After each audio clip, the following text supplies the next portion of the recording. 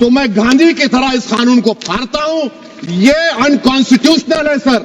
इस देश में झगड़े पैदा करने का काम बीजेपी करना चाहती है मस्जिद और मंदिर के नाम पर, इसीलिए मैं इसका कंडेम करता हूं। लोकसभाয় ওয়াকফ বিল ছিঁড়ে ফেললেন আসাদুদ্দিন ওয়েসি, তীব্র বিরোধিতা সাংসদদের। দেশে বৃহত্তম সংখ্যালঘুদের উপর আক্রমণ করা হচ্ছে বলেও দাবি করেছেন ওয়েসি। ওয়াকফ সংশোধনী বিল মুসলিমদের দারিদ্র্য দূর করবে না, বক্তব্যে বললেন হায়দ্রাবাদের সাংসদ ওয়েসি। লোকসভায় ওয়াকফ সংশোধনী বিল পেশ করেছে কেন্দ্র, আর সেই বিলের উপর বুধবার সকাল থেকে মধ্যরাত পর্যন্ত চলেছে আলোচনা। আর সেই আলোচনায় অংশ নিয়ে বিলের কপি ছিঁড়ে ফেললেন অল ইন্ডিয়া এআইএমআইএম সাংসদ আসাদুদ্দিন ওয়েসি। এই বিল অসাংবিধানিক বলে দাবি করেছেন তিনি। ওয়াকফ বিলের তীব্র বিরোধিতা করে একাধিক প্রশ্ন তুলেছেন আসাদুদ্দিন ওয়েসি। ওয়েসি বলেন, সরকার যে আইন তৈরি করছে তা সংবিধানের ২৬ নম্বর অনুচ্ছেদের লঙ্ঘন করা হয়েছে। বিজেপি দেশের সংখ্যা তৈরি করতে চাইছে। আগামীকাল কালেক্টর এবং ডিএম বলবেন যে এটি সরকারি সম্পত্তি এবং সেখানে পোস্টার সাঁটাবেন। মসজিদগুলো বন্ধ করে দেওয়া হবে।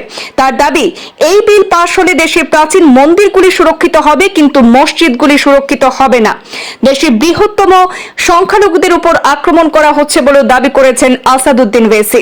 তার বক্তব্য, এই বিল মুসলিমদের দারিদ্র্য দূর করবে না। হায়দ্রাবাদের সাংসদ আরো বলেছেন, এই বিল সব ধর্মের সমতার যে সাংবিধানিক বিধান রয়েছে তার পরিপন্থী। এটি সংবিধানের ২৫ নম্বর অনুচ্ছেদেরও লঙ্ঘন করে বলে দাবি করেছেন আসাদুদ্দিন ওয়েসি। লোকসভায় ওনার বক্তব্য আমরা সরাসরি শুনবো, তিনি কি বলেছেন। जब भी जमीर और ज़र्फ का सौदा हो दोस्तों, कायम रहो हुसैन के इनकार की तरह। सर, ये वक्फ तरमीमी बिल भारत के गयूर मुसलमानों के ईमान पर, इबादत पर एक हमला है। नरेंद्र मोदी की हुकूमत ने इस मुल्क की सबसे बड़ी अक़लियत के खिलाफ एक ऐलान जंग कर दिया, और ये जंग ना सिर्फ मेरे जिस्म पर है, बल्कि मेरी आज़ादी पर, मेरी समाजी और माशी मार्जिनलाइजेशन पर है, मेरी शहरियत पर है, मेरे मदरसे, मस्जिदों, खानखाहों और दरगाहों को निशाना बनाया जा रहा है। और ये हुकूमत सच्चाई को नहीं बयान कर रही है कि ये तरमीमी बिल से मुसलमानों का तहफ़्फ़ुज़, तरक्की और गुर्बत का खात्मा होगा। ये सरासर झूठ है। सर, अगर आप आइन के आर्टिकल 14 को देखेंगे तो उसमें लिखा हुआ है इक्वल प्रोटेक्शन।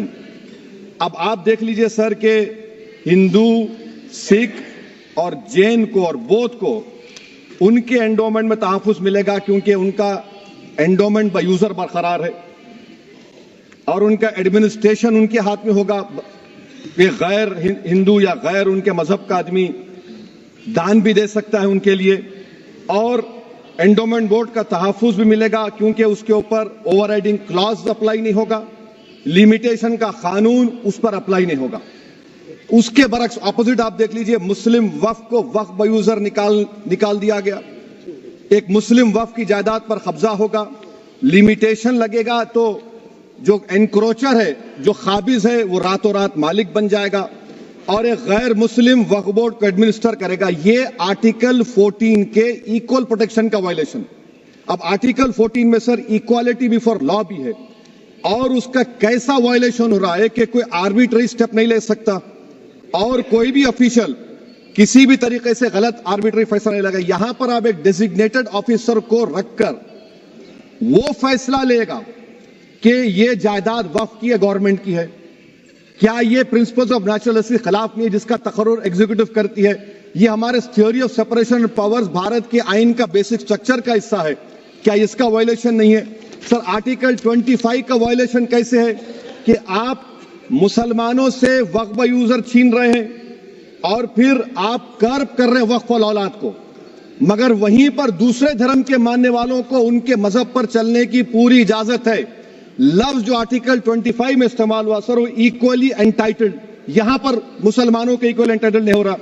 अभी हम गृह मंत्री का, वजीर दाखिला का यहां पर उनका हमने तकरीर सुनी, यहां पर वो ये कहते हैं, वजीर दाखिला, शायद वो कटमुल्ला की जबान ना कह दें, वजीर दाखिला कहने पर वजीर दाखिला ने अपने बयान में कहा कि बोर्ड और काउंसिल जो होगा वो वक्फ इस्लाम से अलग है। सर, अगर ये बात सच है आपकी, तो फिर आपको ये कानून बनाने की जरूरत ही नहीं है। आप एक नॉन स्टैट्यूटरी बॉडी बना दीजिए।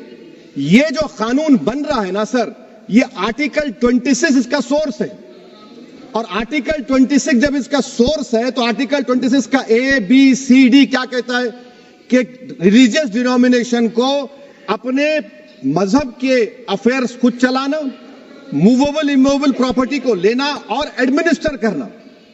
जब हिंदू धर्म को, बौद्ध धर्म को, सिखों को यह राइट दिया गया है तो आप कैसे मुसलमानों से छीन रहे हैं? तो यह आर्टिकल 26 का ग्रेव वायलेशन है। तो सर अब वक्फ बा यूजर का मामला देखिए, मिनिस्टर साहब ने कहा कि एंक्रोचमेंट हो रहा है, 17,000 एंक्रोचमेंट हुए हैं। तो यही नरेंद्र मोदी की हुकूमत ने 2014 में उस वक्त के मंत्री ने एक Waqf properties eviction of unauthorised occupants bill को इंट्रोड्यूस किया। आपने विड्रॉ कर लिया 2024 में उसको। क्यों विड्रॉ किया सर आपने? जब आप मान रहे थे कि एंक्रोचमेंट हो रहा है तो आपने बिल को विड्रॉ कर लिया। अच्छा सर, अब वक्फ बा यूजर को आपने निकाल दिया, माने कंडीशन क्या लगाए कि अगर उसमें डिस्प्यूट होगा और गवर्नमेंट प्रॉपर्टी होगी। सर डिस्प्यूट तो है, मिसाल के तौर पर मोहिबुल्लाह साहब जिस मस्जिद के इमाम है, पार्लियामेंट के सामने मस्जिद है सर, 123 प्रॉपर्टीज में मस्जिद है, डिस्प्यूट चल रहा है। कल कलेक्टर या डिस्ट्रिक्ट ऑफिसर बोलेगा कि भाई साहब ये गवर्नमेंट प्रॉपर्टी है, स्टिकर लगा दिया जाएगा, मस्जिद बंद, गवर्नमेंट प्रॉपर्टी हो गई, होगी ना सर? अब ये बताइए, आप जब से यहां पर पूरे बीजेपी रूलिंग पार्टी हमको ज्ञान दे रहे हैं कुछ नहीं होगा, कुछ नहीं होगा, मैं दलील के साथ बता रहा हूं आपको। ये मस्जिद दिल्ली गवर्नमेंट बोलती हमारी है, वक्फ दिल्ली वक्फ बोलता हमारी है। तो सर वक्फ बा यूजर, अगर मैं अपनी गवर्नमेंट के खिलाफ वक्फ बोर्ड वक्फ बा यूजर इस्तेमाल नहीं करेगा तो क्या है सर? अच्छा, ये अमेंडमेंट जब हो जाएगा तो मुझे कहने दीजिए सर, सिर्फ प्राचीन मंदिरों की इबादत होगी, मस्जिदों की नहीं होगी। अब सर आप आ जाइए, अगर डिस्प्यूट मेरा एंशिएंट मॉन्यूमेंट से वक्फ का, एक मिसाल दे रहा हूं, दिल्ली में 172 वक्फ प्रॉपर्टीज ASI कंट्रोल में है, मैं तो हार ही गया वो, क्योंकि मेरे पास डॉक्यूमेंट नहीं है। आप कह रहे हैं कि डॉक्यूमेंट चढ़ाओ। अगर मेरा गवर्नमेंट से डिस्प्यूट चल रहा है, मैं तो क्लेम ही नहीं कर सकता, क्योंकि आप जज बनेंगे, आप ही फैसला करेंगे, और जब तक आप फैसला नहीं करते वो वक्फ की प्रॉपर्टी नहीं होगी। वो प्रोविजन डाल दिया आपने। अच्छा, अगर मेरा डिस्प्यूट एनक्रोचर से होगा सर, तो एनक्रोचर में तो आपने तो 107 को डिलीट कर दिया। आप रातों रात खाबिज को, एनक्रोचर को मालिक बना रहे हैं। सर मैं ये पूछना चाहता हूं आपके जरिए हुकूमत से, एक मुंबई में एक बहुत बड़े दौलतमंद है, खोजा बरादरी का यतीम खाना था, उन्होंने 2004 या 5 में 22 करोड़ में खरीद लिया। वो केस सुप्रीम कोर्ट में कि आप उनको मालिक बनाना चाहती है लिमिटेशन एक्ट अप्लाई करके, हमको बताइए, हम जानना चाह रहे हैं। और सच्चर कमेटी ने सर 2007 में कहा कि दिल्ली के 123 प्रॉपर्टीज की मार्केट वैल्यू 6,000 करोड़ की है। आज हम 2025 में आ गए, क्यों आप उन प्रॉपर्टीज के खिलाफ पड़े हुए?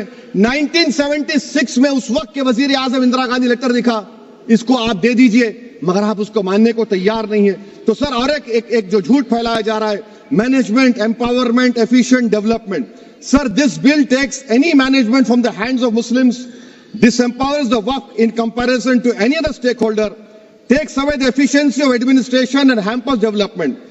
Waqf disempowerment in the name of efficiency, inefficiency is being created. The progress of development from pre-independence till today is sought to be destroyed. Sir, अभी हमारे होम मिनिस्टर साहब ने फजल पुकाया केस का जिक्र किया। सर मैं आपसे गुजारिश करूंगा कि होम मिनिस्टर जरा अच्छे लोगों को रखकर इंफॉर्मेशन ले। फजल पुकाया का ऑबिटर क्या है? इट इज ऑबिटर, वो रेशियो डिसेंडेंट नहीं है जो आपने कहा है। अच्छा सर, शेड्यूल ट्राइब के बारे में कहा, क्या शेड्यूल ट्राइब में मुसलमान नहीं होते? शेड्यूल कास्ट में नहीं होता मुसलमान, शेड्यूल ट्राइब में मुसलमान होता। तो क्या आर्टिकल 25 मेरा चला गया, आर्टिकल 26 चला गया, आर्टिकल 14 चला गया, 15 चला गया, 29 चला गया? लक्षद्वीप का एक मुसलमान MP है, क्या उसको राइट नहीं है क्योंकि ट्राइबल है? क्या कह रहे हैं आप? इस ऐवान को क्यों गुमराह कर रहे हैं आप शेड्यूल ट्राइब के नाम पर? सर और एक चीज जो आपको बता रहा हूं सर, अब आप जब आर्टिकल 26 से मेरा सोर्स है, तो आप सेंट्रल वक्फ काउंसिल में 22 में से 10-11 आप नॉन मुस्लिम को बना सकते हैं, रिलीजन न्यूट्रल आपने कह दिया। और आप बनाएंगे, क्यों बनाएंगे आप? स्टेट वक्फ बोर्ड में 7 नॉन मुस्लिम होंगे और 4 मुसलमान। क्यों होंगे? क्योंकि आप लॉ में 95 में डायरेक्ट मैनेजमेंट में ले सकते हैं 5 साल के लिए।